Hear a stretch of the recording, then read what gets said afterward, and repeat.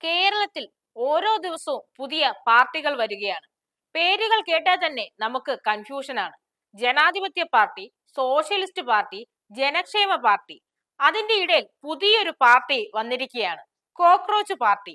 ആദ്യമായി ഈ പേര് കേട്ടപ്പോ ഞാൻ കരുതി ഇത് കീടനാശിനി കമ്പനിയുടെ പരസ്യമാണെന്ന്.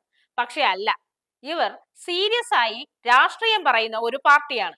ഇവരുടെ പ്രത്യേകത എന്താണെന്ന് അറിയാമോ? എവിടെ നോക്കിയാലും ഇവർ ഉണ്ടാകും.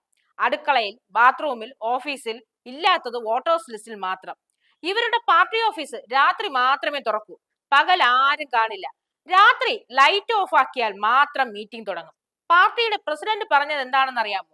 ഞങ്ങളുടെ പാർട്ടി ജനങ്ങളുടെ വീടുകളിൽ വർഷങ്ങളായി പ്രവർത്തിക്കുന്നു. അതെ, പ്രവർത്തിച്ചുകൊണ്ടേയിരിക്കുകയാണ്. പക്ഷെ ആരും ക്ഷണിച്ചിട്ടല്ല ഇവരുടെ വരവ്. ഇവരുടെ തെരഞ്ഞെടുപ്പ് ചിഹ്നം ചെരുപ്പാക്കണമെന്നാണ് ആഗ്രഹം. കാരണം ജനങ്ങൾ കണ്ടാൽ ആദ്യം അന്വേഷിക്കുന്നത് അതാണ്. പിന്നെ ഇവരുടെ പാർട്ടി അംഗത്വ ക്യാമ്പ്. ഒരു വീട്ടിൽ ഒരുത്തനെ കണ്ടാൽ അടുത്ത ദിവസം 25 പേരുടെ ബ്രാഞ്ച് കമ്മിറ്റിയാണ്. വീട്ടമ്മമാരാണ് ഇവരുടെ ഏറ്റവും വലിയ ഒപ്പോസിഷൻ പാർട്ടി. ഒരു ഹിറ്റ് സ്പ്രേ എടുത്താൽ മുഴുവൻ സംസ്ഥാന കമ്മിറ്റിയും ഓടി രക്ഷപ്പെടും. എന്നാൽ ഇവർക്ക് കോൺഫിഡൻസിന് ഒരു കുറവുമില്ല. ഞങ്ങളെ ഇല്ലാതാക്കാൻ ആർക്കും പറ്റില്ല. ഇവരുടെ മാനിഫെസ്റ്റോ തന്നെ ഇങ്ങനെയാണ്: ഓരോ വീട്ടിലും സാന്നിധ്യം, രാത്രികാല സന്ദർശനം, ഭക്ഷണത്തിൽ സമത്വം. ബിരിയാണിയാണോ പഴയ ചോറാണോ എന്നുള്ള വേർതിരിവുകളൊന്നുമില്ല. അതുകൊണ്ടാണ് ഇവരെ ജനകീയ പാർട്ടി എന്ന് പറയുന്നത്. ഇവരുടെ യൂത്ത് വിങ് അതിലും ഡേഞ്ചറസ് ആണ്. ഫ്രിഡ്ജ് തുറന്നാൽ പോലും അവരവിടെ നിറഞ്ഞ് റാലി നടത്തും. ഒരു ദിവസം ഒരു മാധ്യമ പ്രവർത്തകൻ ഇവരോട് ചോദിച്ചു, നിങ്ങളുടെ പാർട്ടിയുടെ ഐഡിയോളജി എന്താണ്? അവർ പറഞ്ഞു, ജീവിച്ച് തുടരുക. സർവൈവൽ ആണ് ഞങ്ങളുടെ രാഷ്ട്രീയം. ഇപ്പോൾ സോഷ്യൽ മീഡിയയിലും ഇവർ ആക്റ്റീവാണ്.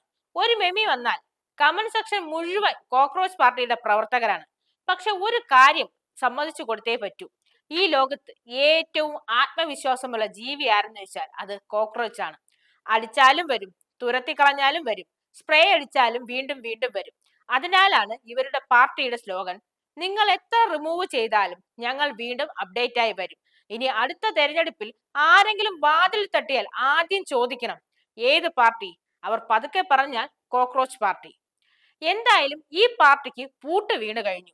കോൺഗ്രസിന് പിന്നിൽ, BJPക്ക് മുന്നിൽ, ഇങ്ങനെ പലതരം സോഷ്യൽ മീഡിയയിൽ പല തരത്തിലാണ് ഇവർ പ്രചരണം നടത്തിയത്. അങ്ങനെ പല പ്രയോഗങ്ങളും സോഷ്യൽ മീഡിയയിൽ നടന്നതിനാൽ ഇവരുടെ അക്കൗണ്ട് പൂട്ടി. ആദ്യം ഒരു ഇൻസ്റ്റാ അക്കൗണ്ട് തുടങ്ങി, അപ്പോൾ വെബ്സൈറ്റിലേക്കും പോയി. ഒടുവിൽ എക്സ് അക്കൗണ്ട് ഇന്ത്യയിൽ ബാൻ ചെയ്തിരിക്കുകയാണ്. ജെൻസി യൂത്തിന്റെ വികാരം, അവരുടെ പൊതുവികാരം, അതാണ് ഈ പാർട്ടിക്ക് ഇത്രയും വലിയ സ്വീകരണം നൽകിയതെന്നാണ് അറിയാൻ കഴിയുന്നത്.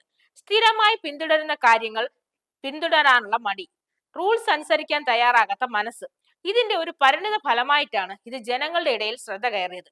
പക്ഷെ ഇന്ത്യയിൽ ഇത് നടപ്പിലാകില്ല എന്നുള്ളതാണ് ഈ പൂട്ടുവിടലിന്റെ പ്രധാന തെളിവ്. സോഷ്യൽ മീഡിയയിൽ രൂപീകരിച്ച പാർട്ടി അവിടെ തന്നെ വീണണഞ്ഞു. സ്ഥാപകനായ അജിത് ദീപക് ഇത് പ്രതീക്ഷിച്ചിരുന്നു എന്നാണ് ഇപ്പോൾ പ്രതികരിക്കുന്നത്. കോടിക്കണക്കിന് ആളുകളാണ് ഈ പാർട്ടിയിൽ ചേർന്നിരുന്നത്.